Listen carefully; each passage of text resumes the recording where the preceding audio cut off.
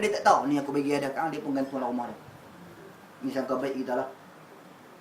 Tuan-tuan dan puan sekalian. Yang kedua tak ada masalah dia tak tahu. Yang pertama dia bergantung pada ayat tu. Kita bukan bergantung pada ayat tu tuan-tuan dan puan sekalian. Ayat Al-Quran kita kena faham untuk dibaca. Al-Quran ni untuk dibaca. Mengkhususkan ayat tertentu untuk tujuan tertentu, ini masalah. Seperti mana timbul banyak pada hari ini, bukan Seribu Dinar saja. Contoh bagi orang sakit ni, ayat sakit telinga, ayat sakit mata, ayat sakit kencing manis, ayat sakit buah pinggang, ayat sakit pankreas, ayat sakit ginjal, ayat sakit ini, ayat sakit ayat sakit orat kaki, orat betih, orat keting. Semua jenis ayat penyakit dia ada saja ayat dia.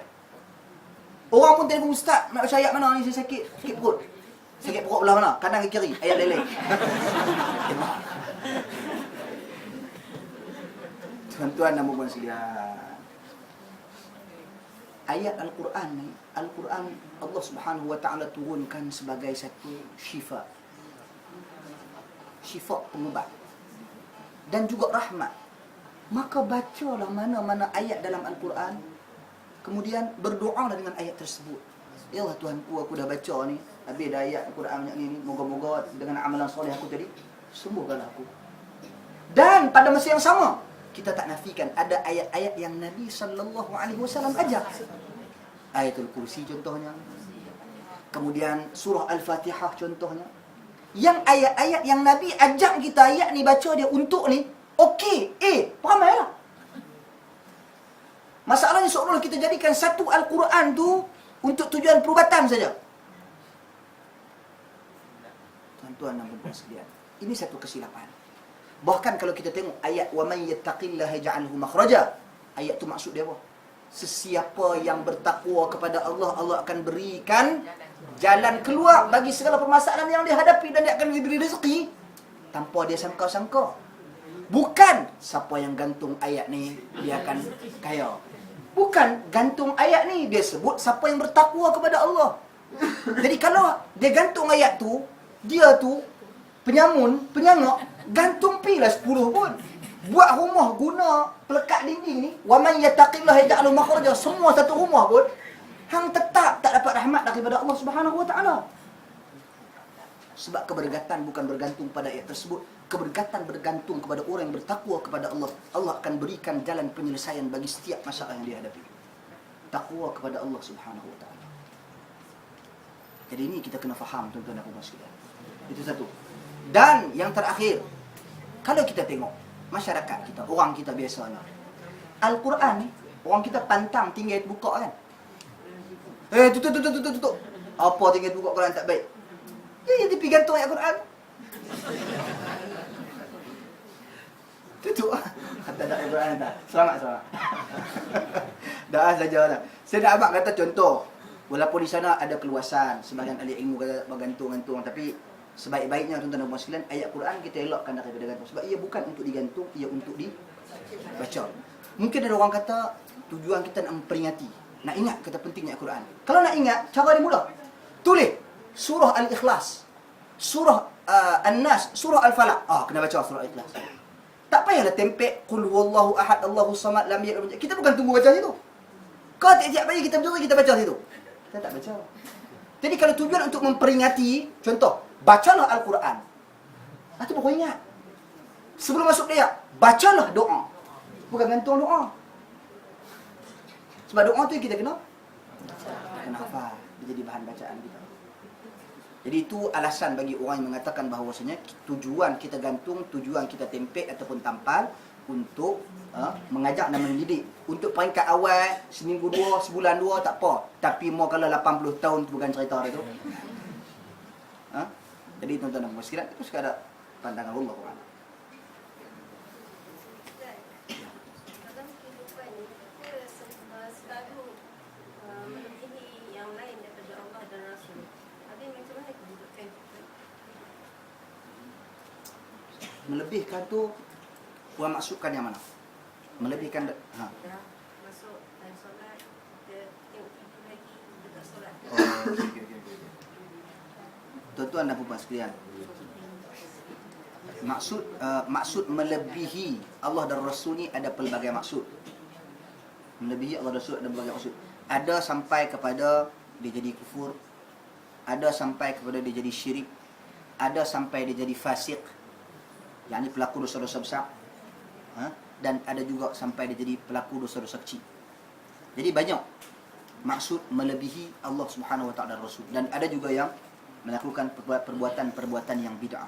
Secara umumnya kita ambil lah, bagi orang-orang yang mana sedar bahawa selama ini dia mengenepikan, bukanlah mengenepikan, mengabaikan atau lalai kepada segala perintah Allah Subhanahu Wa Taala dan petunjuk Rasul sallallahu alaihi wasallam, maka bertaubatlah. Sesungguhnya Nabi sallallahu alaihi wasallam setiap hari tidak kurang daripada 100 kali Nabi beristighfar. Astaghfirullah, astaghfirullah, astaghfirullah. Setiap perbuatan dan tindakan Nabi bergantung kepada istighfar. Nabi beristighfar. Nabi sallallahu alaihi wasallam yang dijanjikan syurga. Istighfar maksudnya memohon pengampunan. Maka lebih utama lagi kita, tuan-tuan dan puan sekalian, yang belum tentu syurga ataupun neraka, a'udzubillah neraka. Moga-moga kita menjadi ahli syurga insya-Allah. Jadi kena perbanyakkan dan kena lakukan seperti mana yang dilakukan oleh Nabi sallallahu alaihi wasallam. Itu secara umumnya. Kalau untuk perkara-perkara yang membabitkan kekufuran, seperti amalan-amalan yang membabitkan kekufuran, sama ada menghina isi kandungan Al-Quran, itu kira ada lebih daripada Allah Subhanahu Wa Taala Rasul.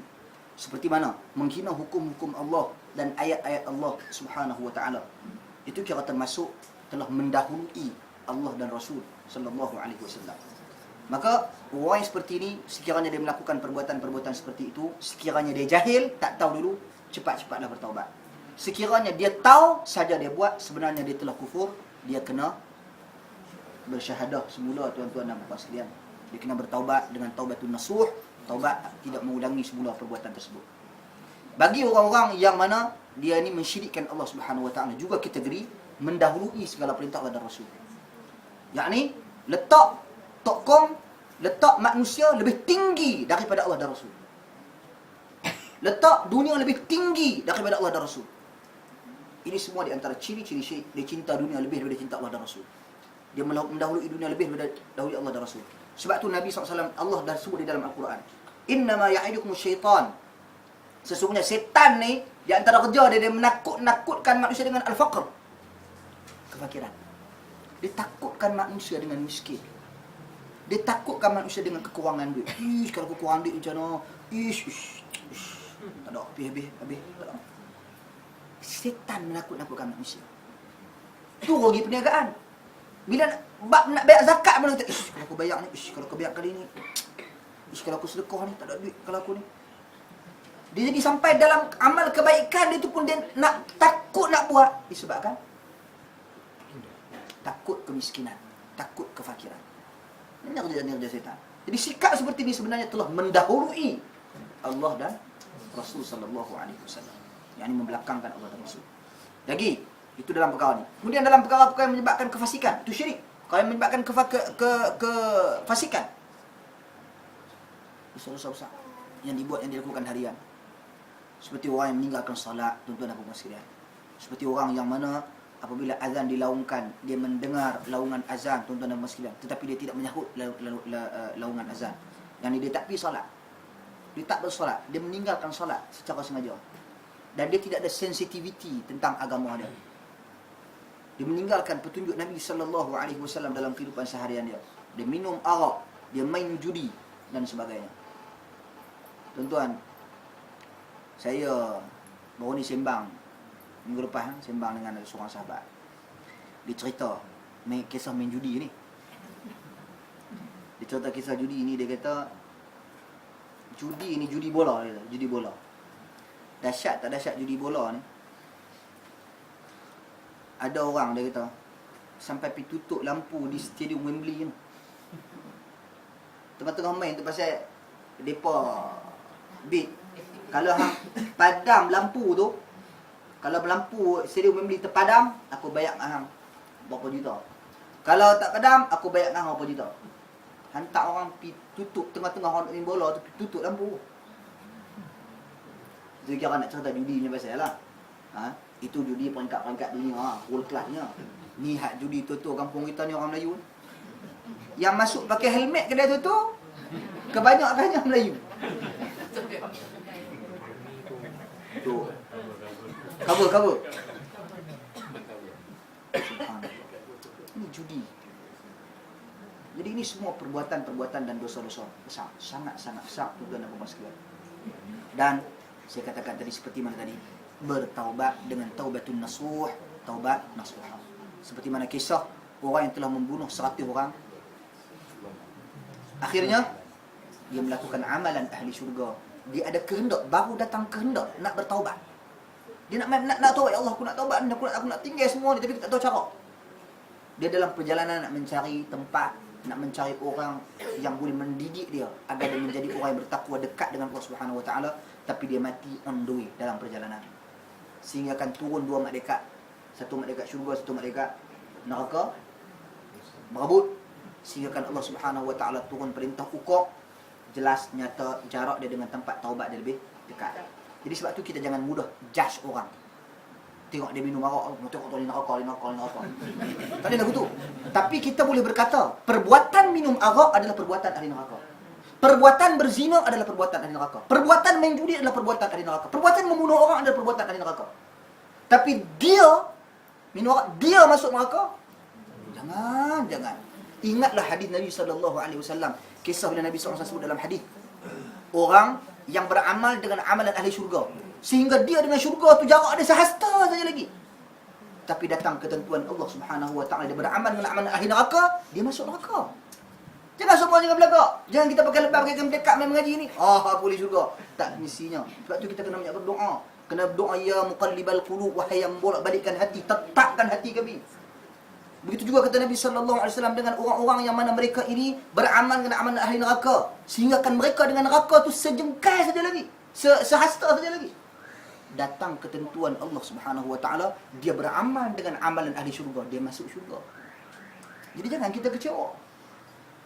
Jangan kita kecewa tuan-tuan dan puan sekalian. Benda satu perkara yang biasa. Di hujung usia kadang-kadang kita datang kesedaran. Kita nak kembali kepada Allah Subhanahu Wa Taala, tapi ada orang yang dia ego, dia malu. Dia malu nak main mengaji, dia malu nak belajar, dia kata aku janggut putih, aku ni putih. Tak perlu malu tuan-tuan dan puan. Dah bukan? Bukan saya kata saya nak masukkan di sini. Baru-baru ni saya pergi ke Masjid Ibn Baz di Saudi. Masjid Ibn Baz lebih kurang dalam 4 km daripada Masjidil Haram. Saya pergi ke kelas Syekh Muhammad Umar Bazmul. Syekh Muhammad Umar Bazmul ni tuan-tuan, saya baru nak pertama kali jumpa dia. Sebelum dia cakap telefon dengan dia, saya baru pertama kali nak jumpa dia. Sebelum ni melalui telefon lah. Tanya pandangan dia, dia mengajak melalui via telefon. Kita diperoleh, kita buat program dengan ulama-ulama Timur Tengah melalui via telefon. Jadi saya tanya kat kawan saya, mana satu Syekh Muhammad Umar Bazmul. Kawan saya kata, yang tu. Dia tengok di belakang. Tapi saya pun pergi tengok, Assalamualaikum Syekh, apa khabar Syekh semua ni. Saya lah Fathul Bari ni yang telefon Syekh semua. Bila orang telefon aku? Saya kata Syekh Muhammad Umar semua, dia kata bukan. Dia kata orang yang telah berusia datang dengan kitab, bawa kitab Muwatta Imam Malik. Syekh Muhammad Umar Bazmul tu muda teng-teng. Taklah teng-teng sangatlah. Dalam kita katakan masuk 40-an awal.